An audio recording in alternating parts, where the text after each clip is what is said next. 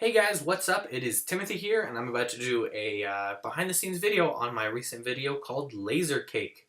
You can click the annotation on the screen now to go watch it, or if you've watched already, then you can stay here and watch the behind the scenes video. Pretty much the idea of the video was to play with the special effect of the laser gun that was pieced together using abstract strings from the Video Copilot Element 3D package, using different blurs and glows and stuff like that. It was also just a chance to use the Video Copilot Action Essentials pack some more, because who doesn't like gunfire and explosions? This was filmed with me and my two cousins, Kevin and Caden. This was filmed at a family reunion, so it was kind of just thrown together like, hey, let's make a video and kind of figure out what to do quickly. So it was very rushed. Because of some scheduling issues, we didn't have as much time to film as we wanted, so we had to leave a few segments out. And the actors they haven't done a lot of acting before, so if they've got acting flaws, then they'll get better over time. So just gonna play the video and pause where I have comments.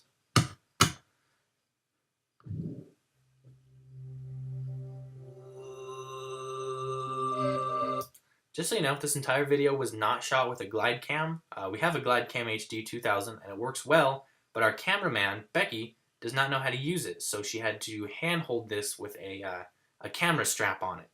So she pulled against the camera strap and kind of stabilized it that way. I meant to stabilize this clip in After Effects, but I did not get to it, so close enough.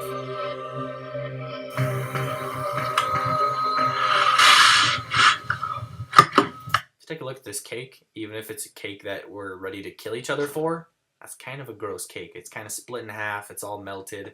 By the end of filming, it was so melted and dried out that nobody actually ate it. So there's a little bit of irony there. What do you think you're doing? This is my cake.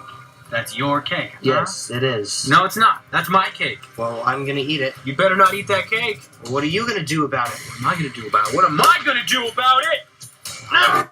So this scene with the table flip, it was the idea of the table flip was intentionally done for lots of hyperbole, along with the rest of the video. The whole video is supposed to be kind of subtly humorous, that someone would, shoot lasers and bullets and fire missiles over one slice of cake.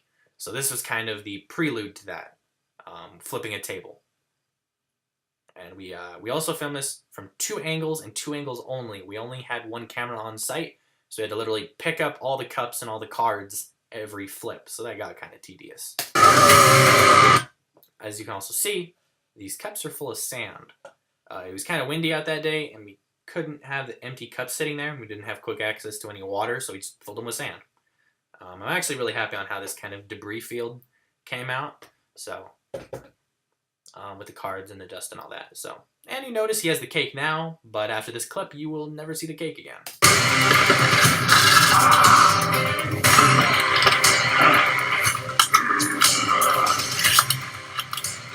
So that rifle that you just saw me assemble was an airsoft assault rifle. It's all plastic, as you can probably tell by the sound. That's the actual sounds it made, because I don't have a huge sound effects library to access, so we just left the sounds.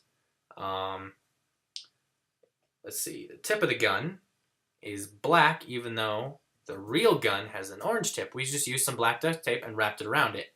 I think technically it's illegal to do that, but since we're on private property, it doesn't matter, and normally nobody cares, since it's a fake gun and there's filming and all kinds of stuff like that. If you are going to use guns on a site, especially in a town, you might want to contact a police station or something like that ahead of time. I know some of the big name people do that. We haven't yet, but it's an idea.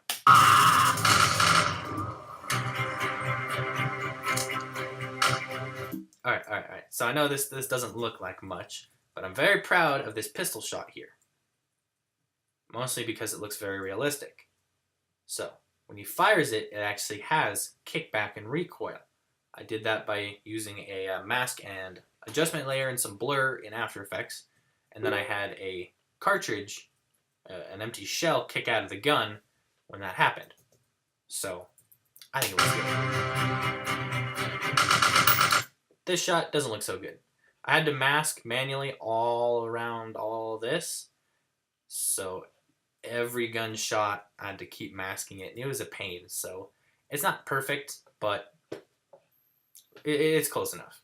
And I also think that I might have gone overkill with the shells, just a fuzz, especially since they'll kind of spawn out of the gun. But so, did I have a comment here? No, I didn't.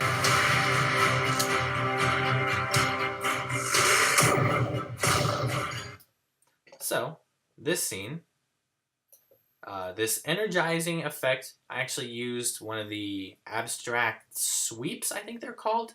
I had it rotate, and then I blurred it heavily, gave it some glow, tinted it, and whatnot. So that kind of gave like an energizing feel. When it actually fires, I used the string and a muzzle flare that was tinted white and blue. I also made the scene flash white to add some more impact to the scene. And on impact, this is the only clip that on impact only has a small burst. The rest of them have more of an explosion.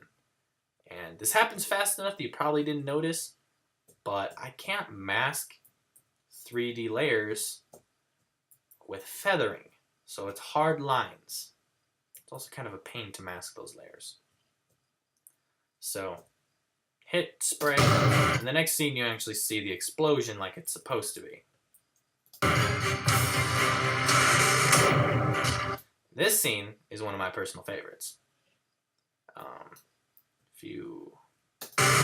Okay, so to all those who have not purchased the Action Essentials, or not Action Essentials, Element 3D package, you won't know, but that's how long one string is. One model of the string. So I had to repeat that string. You can see there's kind of a rough junction there 3 times. You can kind of see the same loop there, and then the same loop there, and then it contacts, and when it first hits, it causes like a little burst. You can barely even see it. Someone is messaging my sister on Facebook. Ignore that. Small burst, and when it actually ends, then it goes off in a pretty big explosion. You can also barely tell, but there's a smoke trail being left behind by the laser. Kind of like with fireworks, how they leave the smoke trail behind. Same idea. Same layer, tinted black, blurred, opacity, and so on. Now, this scene, I love the color correction in this scene. It looks really dark and blue and grungy, kind of Saving Private Ryan feel, almost. I like how the sparks turned out, too, since they're supposed to be landing on a flat surface. It kind of looks like they're landing on him, just a fuzz. We need backup. In case it wasn't painfully obvious, this is vaguely inspired by Call of Duty Black Ops 2. Whenever you have to call in a score streak, you pull up an iPad-like tablet. My iPad has a case similar to that, so we just used it. Which isn't... Yeah, so that was the reasoning behind that. That scene also had no special effect, just a sound effect.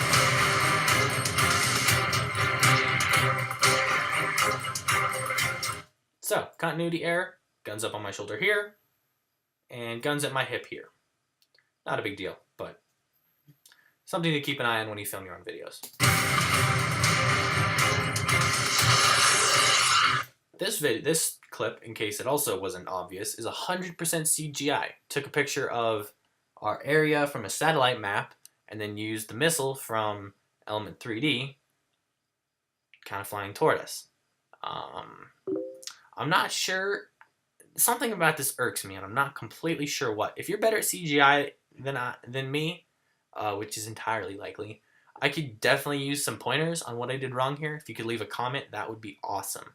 I don't know if I need the missile to be flying faster or if I need an actual fiery flare, because I couldn't figure out what to do for a fiery flare here.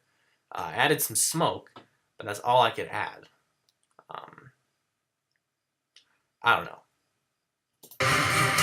This scene, however, I do like.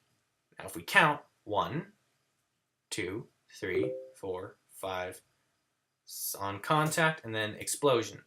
The missile's only in the scene for 6 frames total. Really fast, just wanted to bring it down and cause a huge explosion. Also ramped up the audio quality or audio volume intentionally, trying to peak it because a big explosion will peak a normal microphone. So the peaking was intentional. I don't know if that's a good idea or not, but it is. But that's what I did. You can also notice that the whole scene darkened as the explosion grew to its peak. The idea being that in real life, if you have a huge, bright explosion on an autofocus camera, we were using manual focus, but an autofocus camera, everything else would darken as it adjusted to the new light. And the reason that there's no big explosion or any fire here is because I'm lazy and didn't want to have to mask through that. Now let's go get some cake. And then there's a slightly flashy credit sequence where I used assorted Element 3D models. The reason that there's a grenade here and there's no grenade in the video is because I wanted a grenade in the video. We didn't have time for a grenade, but I wanted to have a shot where one of them threw a grenade and then we followed it through the air in slow motion using the actual Element 3D package. But we didn't have time for that, so we just went with it.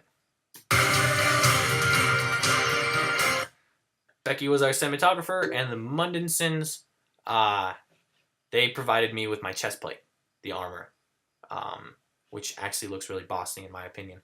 I totally botched the spelling of their name. It's actually Monsson, so sorry about that, guys. That's how it's pronounced, I guess. So sorry about that. Yeah, so this is the special thanks to.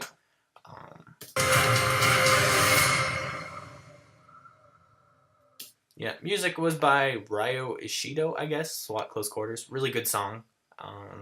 Some extra stuff here. So that was the end of the behind the scenes video. I hope that you found it interesting. Maybe you learned something. Maybe you can help me learn something. I definitely don't have everything figured out. Still learning. So if you want to drop a comment, that would be awesome. Like, subscribe, sell your soul. All those work.